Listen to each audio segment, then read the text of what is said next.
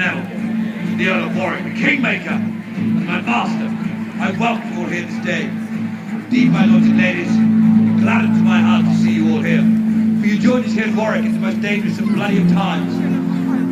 Edward of York has this day marched from the capital, and he's taken the crown and the throne for himself, and he styles himself the King of all the English.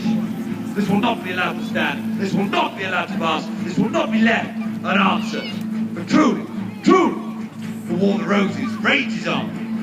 We here at Warwick, we support the House of Lancaster, and I will give my dying breath to see the true King of England, Henry VI, back upon the throne. And with this intent firmly in mind, I call upon you all to be my force, my power, as we take on the might of Edward and his Yorkist army.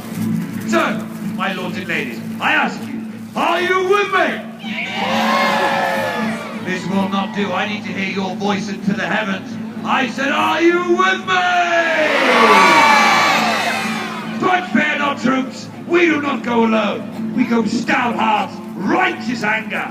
But more than this, to ensure our victory, we take with the world's largest, the world's most powerful. I want to hear the biggest, loudest cheer for the Warwick Castle trebuchet! This beast of burden has been christened Ursa, the bear. She stands an impressive 18 meters tall. She weighs a colossal 22 tons. The frame is made of oak, the throwing arm of ash. And though she is big and she is heavy, we will carry on our backs, if need be, down to London. And we will force Edward to the knee, and he will acquiesce. For if he does not, we will reduce the walls of London to rubble. Now, early trebuchets would use beasts of burden, horses and oxen to pull down on the throwing arm. Teams of these animals would be hitched to this machine at the rear, and by dint of their brawn alone, they would pull down on this heavy throwing arm. But this has many inherent problems. Firstly, the transportation of animals over great distances. Secondly, the setting aside of valuable resources to take care of those animals and manpower. Finally, sieges can take weeks, months, or in some cases years. Very soon, those animals that you've taken with you to power your machines of war are feeding your hungry soldiers, leaving your trebuchets idle. Another answer was sought. Another answer was found in the most unlooked for of places. Ironically, in the medieval building sites of the era, they actually found the key. That these places where we built cathedrals and we constructed castles, we learned how to destroy them. But what you're seeing behind me, effectively, is crane technology. We would use these big, heavy wheels to help lift heavy stone to the top of a wall. We're using it today to power a throwing arm. The way it works is quite simple. 4 soldiers in these wheels walk those crane wheels. Those wheels are connected by a big, heavy axle. And that axle in turn is attached to the throwing arm via this rope. Hence, the men's action, walking in the wheels, turns the axle, spooling the rope, pulling down on the throwing arm. I make it sound simple. They make it look easy. But it's not. It's back-breaking work. And what makes it so difficult is that counterweight, that box rising out of the heart of the machine. That box, when empty, is a ton of oak.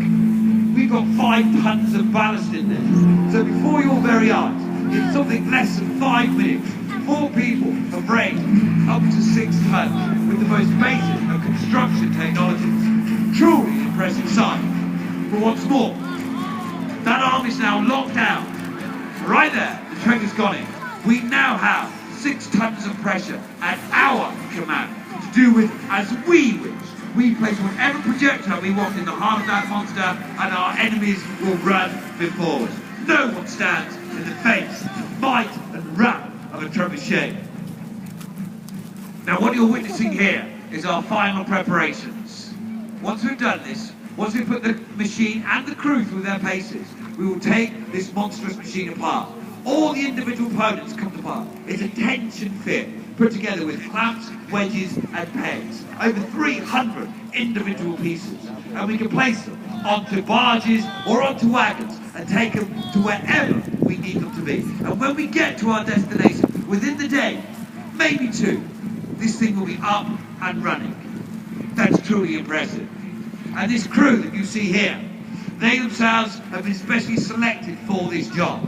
For them, this is a privilege. But for that privilege, I expect them to pay. Pay dearly in some cases. They will defend this machine with their very lives. Trebuchet winder, get up that wheel, wind harder! Oh, this winding job is the worst. Run faster, wind harder. That's all right for them to say. The pain in my legs is excruciating. No more turns of this wheel to come. These wheels have slats that create flickering lights in your eyes. Makes us dizzy, which brings on sickness. If you know what's good for you, you swallow it down. Throwing up in a wheel isn't pretty. You'll fall over for sure. Wheels are extremely slippy when wet. If I slip, I could be carried up the wheel and fall on the axle, breaking my back for sure. I just keep running, looking ahead, or as much as I can anyway. Giving up and falling out this wheel isn't an option. We must keep winding. Come on, men, not long now until that rope's free. Will you quit your belly aching in that wheel? If I hear any more from this crew, I'll cut you lot. We'll get a new crew in, a blind crew. They'll work harder than you. Now, my lords and ladies, at the rear of the machine, you can see the man in charge. This man is our trebuchet master. This gentleman understands the inner workings of this machine. He's in charge not only of its construction, but he's also in charge of its operation. I am a master of warfare, and this machine is my finest weapon. As trebuchet master, Ursa is my responsibility, and it's my job to keep her wheels turning and keep these lazy dogs moving. Come on, men! Get up those wheels! This machine can shoot a projectile up to 300 meters at 150 miles per hour. But I have to shoot this machine every 6 minutes, or the Kingmaker Neville would have my head. There is no room for error. This is war, and we have to win. We certainly do. My lords and ladies, I spy the enemy down the end of the field. Edward has had the effrontery to send Yorkist troops here to Warwickshire. They come here to hinder our progress towards London, to hinder our preparations. Well, I tell Edward of York now, send your Yorkist troops and we will send them scuttling back to London with 15,000 Lancastrians at their back. More than this, I invite Edward of York, send your men, send your troops in your cannon, and they will be met. They will be met with a rate of fire and arrows. Oh, Warwick, oh, Warwick! We have a few tricks up Ursa's sleeve. For castle and city walls, we throw rocks to smash through and expose the enemy. We can shoot dead and rotting animals. These spread disease among their camps, killing them off slowly. And we can send the pale-faced heads of their Yorkish spies back at them. Send them a message that we are strong and will not give up without a fight. Incoming cannon! Trebuchet master, I need this machine to operate at my command. And you know, most of the heads are going to scare off that cannon. What options have we got to get those Yorkist dogs running? It's time to show these Yorkists what we are made of, and use the ultimate missile that will strike fear into the hearts of even the most valiant of knights. A fireball! Indeed, that'll get them running. Right, my lords and ladies, this is not the day that we bow down to Yorkist law. Oh no, this is the day that we stand true and strong for our castle, our home, and our king. So, my lords and ladies, I ask you, are you still with me? Yeah! Are you? That cannon closes in with every shot. We can waste no more time. It's time that we got on with this here. Trebuchet master, we need to begin the firing sequence.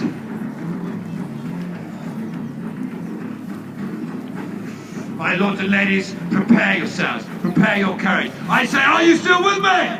Yeah! Will you fight with your swords? Yeah! Will you fight with your axes? Yeah! Let us begin the firing sequence. Remove the chain. Remove the pin.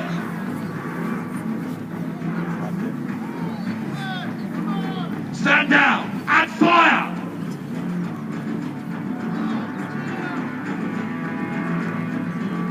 Right, this should send this Yorkist dogs running. They'll fear this trebuchet. But if it should fail, defense of this castle falls to each and every one of you. You must defend the castle to the last. Warwick must not fall.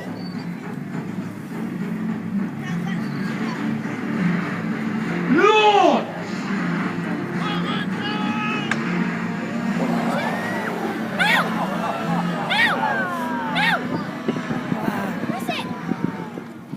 Victory! We have victory! The dogs run before us! My lords and ladies, what an incredible effort you just witnessed there in these horrendous conditions on the trebuchet. So can I hear a big loud cheer? Fill your lungs with air. Let them know you appreciate the effort they have put in. Can I hear the biggest, loudest cheer for the trebuchet master Richard